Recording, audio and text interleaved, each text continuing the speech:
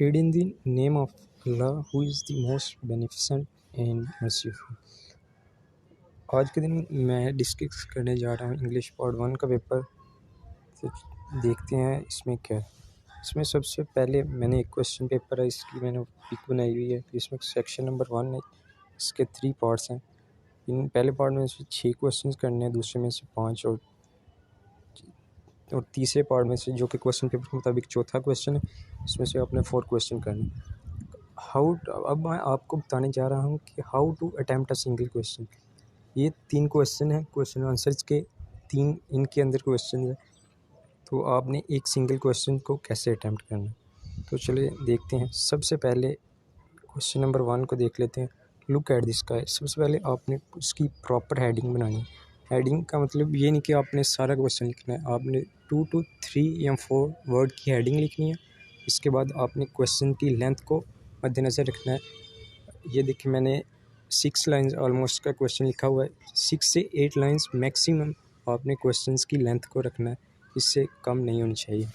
इसके बाद आपने देखना है कि ये मैंने एक वर्ड है किंग, एक वर्ड है अल्लाह और अल्लाह। इसमें मैंने मैक्सिमम 2 या 3 वर्ड्स को हाईलाइट किया है।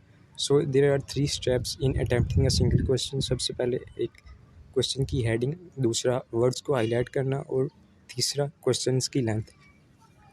तो ये आपने देख लेना कि मैंने क्वेश्चंस में ऐसे किया हुआ। बिल्कुल इसी तरह क्वेश्चन नंबर 4 में मार्टिन लूथर किंग है, उसका नाम को मैंने हाईलाइट किया हुआ।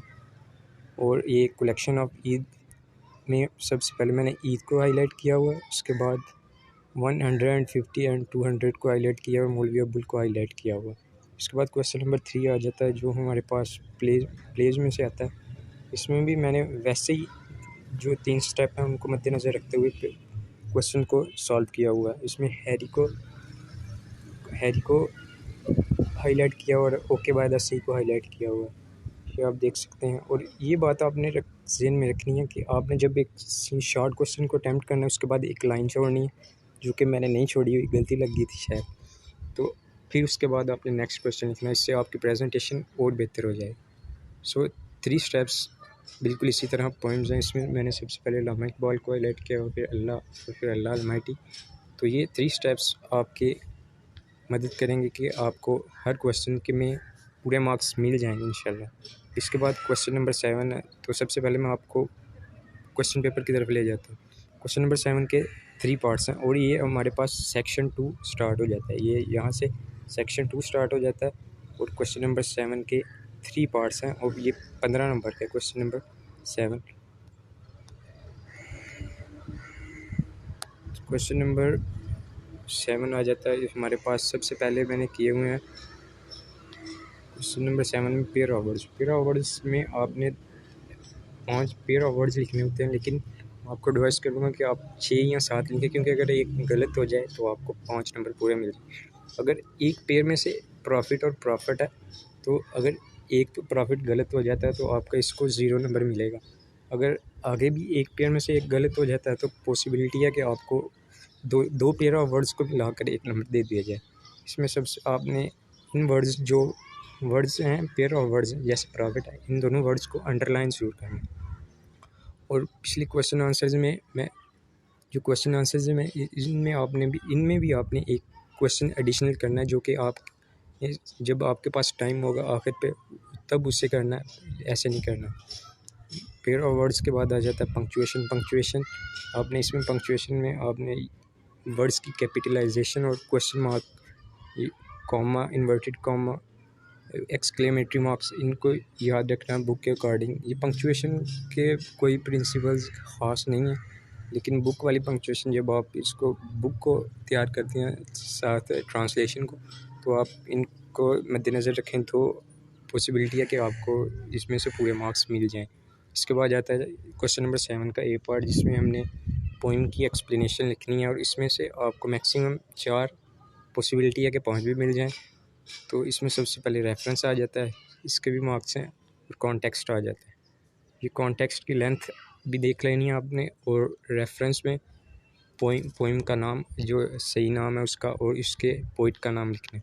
एक्सप्लेनेशन ये आपने देख लेनी है कि मैंने 1 से 1.5 सफ़े की लिखी हुई है, उसमें 2 मैक्सिमम 2 कोटेशंस बहुत हैं, क्योंकि इसके टोटल के 5 मार्क्स हैं और ये बहुत और इतनी एक्सप्लेनेशन बहुत है और चांसेस होंगे कि आप अगर इतनी लिखें तो आपको 5 मार्क्स पूरे मिल जाएंगे, क्योंकि ये क्वेश्चन ही सारा एक्सप्लेनेशन का है। इसके बाद सबसे most important question number 8, paragraph की ट्रांसलेशन। तो इसमें सबसे पहले आपने ये देखें, इसमें आपने 15 नंबर का क्वेश्चन है और इसमें से 15 पूरे नहीं मिलते, 14 या 13 मैक्सिमम मिलते हैं। इसमें आपने वर्ड्स को हाईलाइट ज़रूर करना है और ये बात ज़रूर मद्देनज़र रखनी है कि आपने जहाँ पर पैराग्राफ इंग्लिश पैराग्राफ में कॉमा है, यहाँ पर क्वेश्चन मार्क है, यहाँ पे इन्वर्टेड कॉमा है, तो आपने उनको ज़रूर लिखना है। ये जैसे मैंने आखिरी लाइन में सेकंड लास्ट लाइन में लिखा हुआ है, लुत्फ़अंदोज़ होते आगे मैंने कॉमा लगाया हुआ है और हर कोई अपनी इस्तात के मुताबिक और आगे फुल स्टॉप आ गया। तो ये आपने 2 चीज़ों को हाईलाइट द वर्ड्स और दूसरा आपने जो आप पंक्चुएशन है उसको मद्देनज़र रखना है और paragraph according to the book उसकी ट्रांसलेशन लिखनी है, खुद से नहीं लिखना। एप्लीकेशन का क्वेश्चन है, इसमें सबसे पहले आपको प्रॉपर तरीका आना चाहिए। सब्जेक्ट का भी एक नंबर है, उससे जो पहले है द प्रिंसिपल गवर्नमेंट कॉलेज और CTA इसके 2 मार्क्स हैं और इसकी लेंथ मैक्सिमम 1.5 सफ़ा बहुत है। ये देखें मैंने लिखी हुई है, इसमें वर्ड्स को हाईलाइट करना है और जब आपने जैसे मैंने नया पैराग्राफ शुरू किया तो इसके स्टार्ट में आपने वर्ड सर ज़रूर लिखना है, इससे अच्छा एक्सप्रेशन जाएगा। और ये देखें जब आपने डेट लिखनी है तो XYZ की सेम लाइन में आपने डेट लिखनी है और योर्स ओबिडेंटली में कोई योर्स के साथ कोई मार्क नहीं आएगा। यहाँ स्टूडेंट्स योर्स में S के साथ जो है ना वो अपॉस्ट्रोफी यूज़ करते हैं, लेकिन वो गलत है, तो ये आपने देख लेना। आगे आ जाती है स्टोरी, सबसे अहम क्वेश्चन। इसमें से आपके मैक्सिमम चांसेस होते हैं नंबर कटने के, तो इसकी लेंथ जो है ना इसको सबसे आखिर में करने का फ़ायदा ये है कि इसकी लेंथ बहुत ज़्यादा होती है, इसकी लेंथ आपने अच्छी रखनी है। यहाँ हमारे पास सनशाइन के अंदर 2 तरह की स्टोरीज़ हैं। एक तो जो स्टोरी है उसकी अपनी एक्सप्लेनेशन भी शुरू में दी हुई है, इससे हमें क्या सबक मिलता है, और एक तमाम स्टोरीज़ के स्टार्ट में भी एक एक्सप्लेनेशन दिया है। ये पैरा वही है, since the very advent of civilisation.